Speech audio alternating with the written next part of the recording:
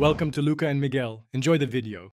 In this video, I will show how to make white sauce spring pasta.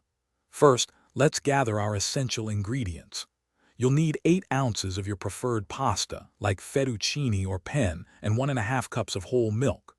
Also, prepare 2 tablespoons each of unsalted butter and all-purpose flour. Don't forget 1/4 cup of grated Parmesan cheese and 1 cup of fresh spring vegetables, such as peas, asparagus, and spinach. Having everything ready makes the cooking process smooth and enjoyable. Now, let's create that luscious white sauce. Begin by melting 2 tablespoons of unsalted butter in a saucepan over medium heat. Once melted, whisk in 2 tablespoons of all-purpose flour, cooking for about 1 minute to form a smooth roux. Slowly pour in 1½ cups of whole milk, whisking continuously to prevent lumps.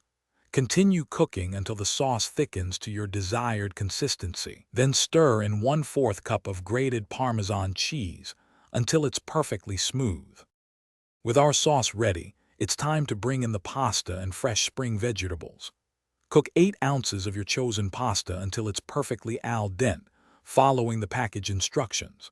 While the pasta cooks, quickly blanch 1 cup of spring vegetables, like peas and asparagus, in boiling water for just 2 to 3 minutes to retain their crispness. Drain both the pasta and vegetables well, then gently fold them into your creamy white sauce, ensuring everything is evenly coated.